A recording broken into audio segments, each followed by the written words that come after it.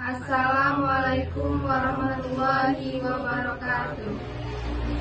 Kami dari kelompok 3 akan melakukan praktikum kimia mengenai kenaikan titik didih. Berikut anggota saya. Saya Ria Sanita.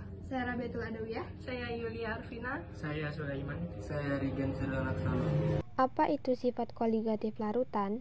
Sifat koligatif larutan adalah salah satu sifat larutan yang bergantung pada jumlah partikel atau konsentrasi partikel zat terlarutnya.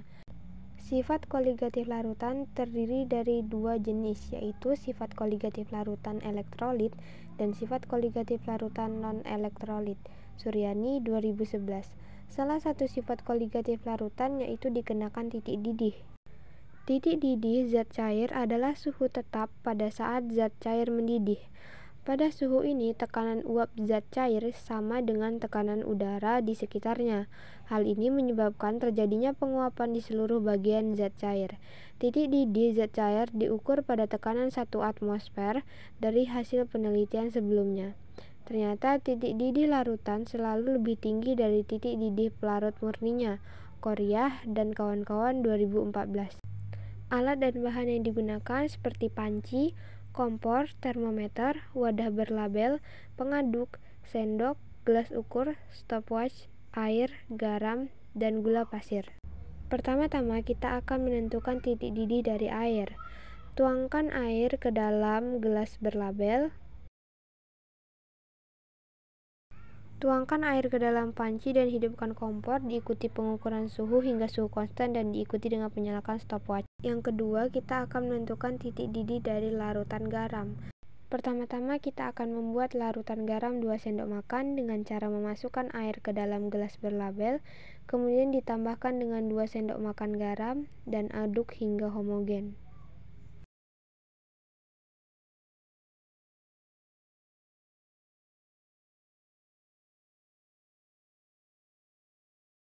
Selanjutnya, tuangkan larutan air 2 sendok makan garam ke dalam panci dan hidupkan kompor diikuti dengan pengukuran suhu hingga suhu konstan dan diikuti dengan menyalakan stopwatch. Kemudian kita akan membuat larutan garam 4 sendok makan dengan cara memasukkan air ke dalam gelas berlabel, kemudian ditambahkan dengan 4 sendok makan garam dan aduk hingga homogen.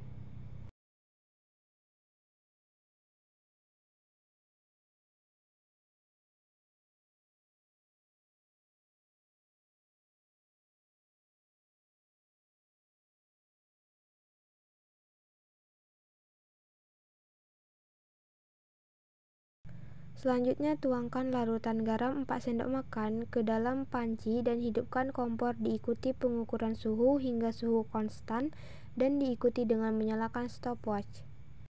Yang ketiga, kita akan menentukan titik didih dari larutan gula. Pertama-tama kita akan membuat larutan gula 2 sendok makan dengan cara memasukkan air ke dalam gelas berlabel, kemudian memasukkan 2 sendok makan gula dan aduk hingga homogen.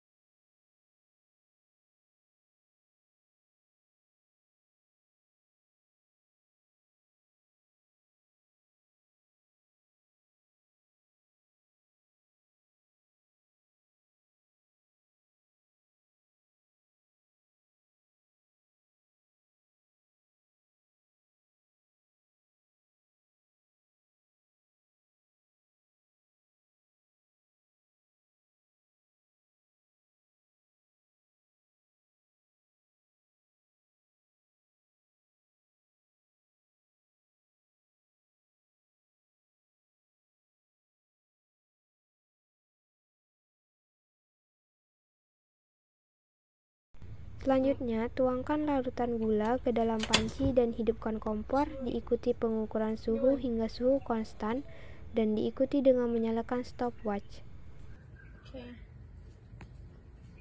Kemudian kita akan membuat larutan gula dengan cara memasukkan air ke dalam gelas berlabel, kemudian ditambahkan dengan 4 sendok makan gula dan aduk hingga homogen.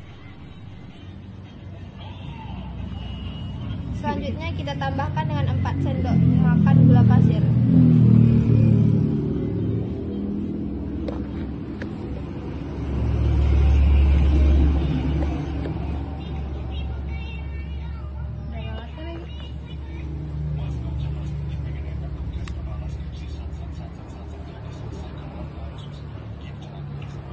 kemudian aduk hingga homogen.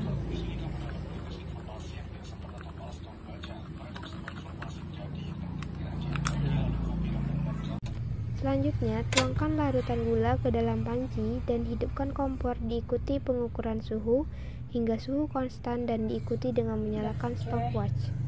Dari hasil percobaan tersebut didapatkan bahwa titik didih air didapatkan 94 derajat Celcius membutuhkan waktu untuk mendidih hingga suhu konstan yaitu 2 menit 55 detik. Titik didih larutan garam 2 sendok makan didapatkan 97 derajat Celcius membutuhkan waktu untuk mendidih hingga suhu konstan yaitu 3 menit 58 detik. Titik didih larutan garam 4 sendok makan didapatkan 98 derajat Celcius membutuhkan waktu untuk mendidih hingga suhu konstan yaitu 4 menit 11 detik. Titik didih larutan gula 2 sendok makan didapatkan 95,5 derajat Celcius membutuhkan waktu untuk mendidih hingga suhu konstan yaitu 3 menit 11 detik. Titik didih larutan garam 4 sendok makan didapatkan 96 derajat Celcius membutuhkan waktu untuk mendidih hingga suhu konstan yaitu 3 menit 14 detik. Pada percobaan ini digunakan zat murni yaitu air dan zat terlarut berupa larutan gula 2 sendok dan 4 sendok dan garam 2 sendok dan 4 sendok. Ketika diukur suhunya atau titik didihnya, maka titik didih dari larutan gula dan garam akan lebih besar dari air. Peristiwa ini disebut dengan kenaikan titik didih larutan.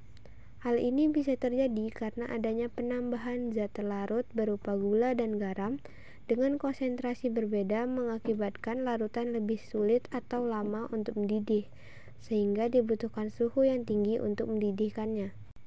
Dari hasil percobaan yang telah dilakukan, didapatkan bahwa air memiliki titik didih atau suhu konstan terendah dibandingkan semua larutan, dan larutan garam 4 sendok merupakan larutan yang memiliki titik didih atau suhu konstan tertinggi. Sekian praktikum dari kelompok kami, semoga bermanfaat. Wassalamualaikum warahmatullahi wabarakatuh.